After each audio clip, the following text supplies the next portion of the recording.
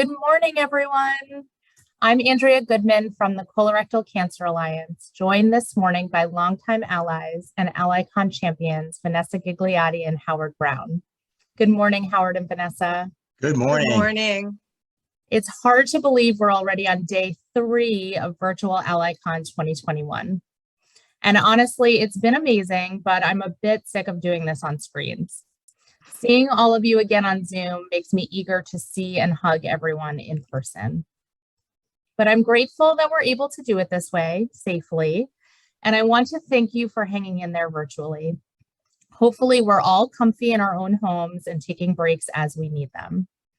I also want to use this opportunity to send a big thanks to our team, Nancy, Val, Allie, Sam, Kim, Jamie, Stephen, our navigators and organizers, live events, our sponsors. It takes a lot of passionate people to make an event like this happen. Yesterday's sessions were incredible. How cool was that opening champions video? Let's take a minute, and I'm going to ask everyone to share in one word a feeling or thought or experience from AllyCon so far. So share one word in the chat. We're going to take a quick look. Family, love that shell. Hopeful. Community, leadership, togetherness. I love it. All right, I'm going to let you guys keep going, keep sharing your words. We couldn't always see each other, but I could tell through your words now and your words yesterday. There was laughing, crying, learning, and healing. And all of these experiences now are what makes up this strong community. So instead of recapping it myself, I'd like to share with you some quotes in your own words from the chat yesterday during various sessions. I'll start with the laughing.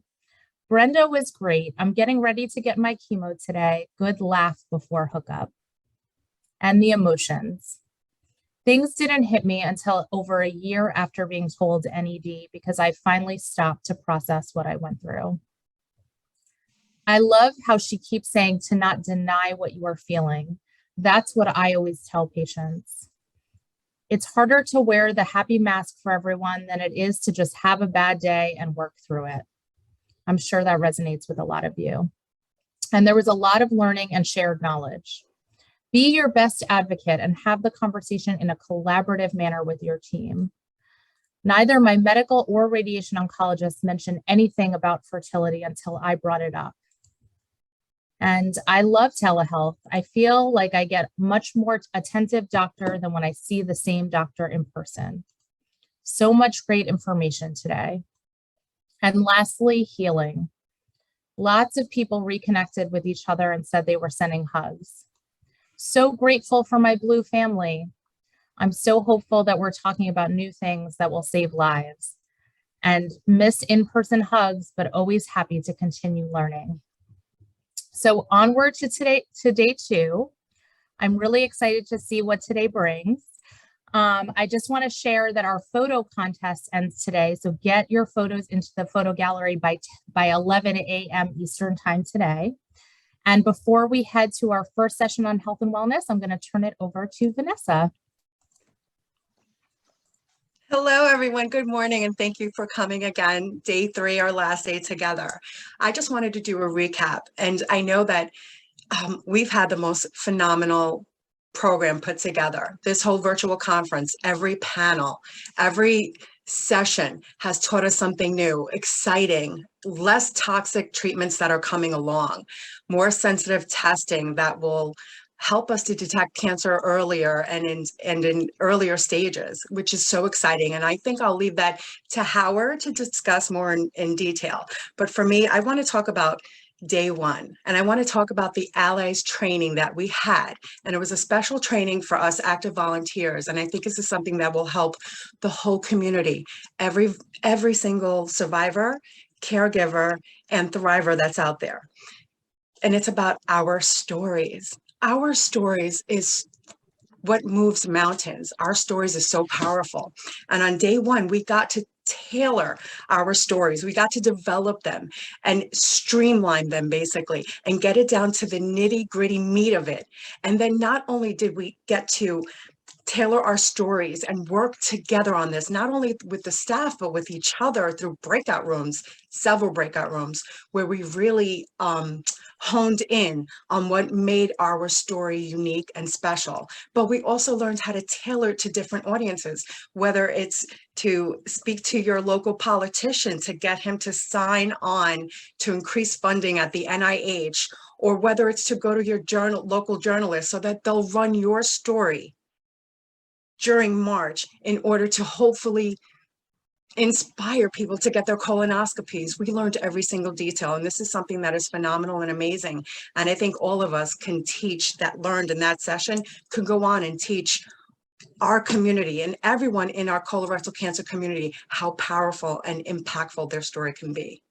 And with that, on day 2, we had, like I said earlier, the most phenomenal panelists, the doctors. I mean, the things that they were talking about, and I'm taking notes, and I just couldn't believe that this is what's happening now. And colon cancer is scary, but it is exciting what's coming out for us. And the difference between when I was diagnosed 19 years ago and what's happening now is truly so hopeful.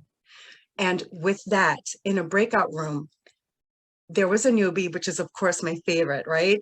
And I want to be respectful, and I'm not going to say her name, but she is a newbie and she's treated at MD Anderson. And she, I get emotional.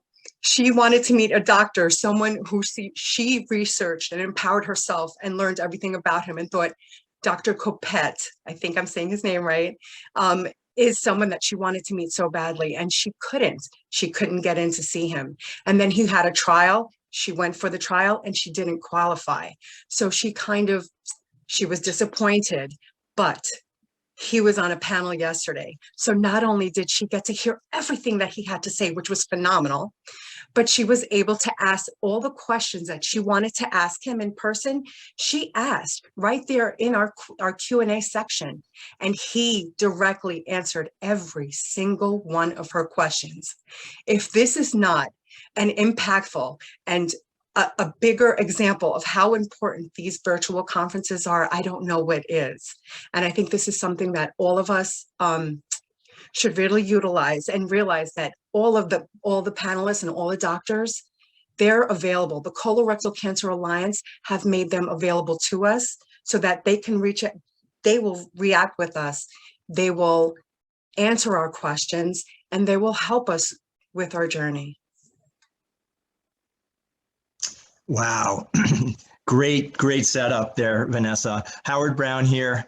And it was a really impactful day, these last couple of days, and I hope you took away a lot. This is all done for the benefit of the allies, the caregivers, the patients, the friends of the Alliance. We started the day after Michael's kickoff of a huge fundraiser at the Blue Hope Ball, raised $1 million. It's just so inspiring. But we put diversity and disparities and health equity on the table. No one needs to be left behind. We need more awareness, more screening and treatment for those minority communities. And really important to kick off the conference with that. Vanessa mentioned the hope part. ctDNA or liquid biopsy, circulating tumor DNA, if this doesn't give us hope that a blood test of the information that a tumor leaves, it helped me. 3 years ago, I had liquid biopsies, and it gave vital information to my oncology team and to my tumor boards. There is hope coming, and it's coming fast. Next, we really put something on the table. With cancer and COVID, our mental health, our physical health, our sexual health, it's now open for discussion. My big takeaway, it's okay not to be okay. There's help. The Alliance, there's help out there for us. And it's a lot to handle for us as patients and caregivers. Our worlds are just turned upside down. So it's okay not to be okay. And then lastly, it is so exciting to see that the patient and the caregiver are being put first. Research, clinics, industry, and pharma are now including us. They need us. We're breaking those silos. In order to get a cure of this disease, we need to come together, and we need each other. And it's exciting that the Alliance put the patient and the caregiver first and matched us with these docs, the industry, and our sponsors to make it all happen. And I'm so excited because next year we're going to be in person and we can hug, and hopefully we can maybe include a hybrid for those that can't make there. But AllyCon for me is like coming home to family, and family's got your back. And I just want to thank the Alliance for allowing this program. It's not easy to do, and great information that we can all use and move forward with as we forge ahead. Back to you, Andrea. Thanks, Howard and Vanessa. All right, we'll see you all in a few minutes in the first session of the day. Have a great day, everybody.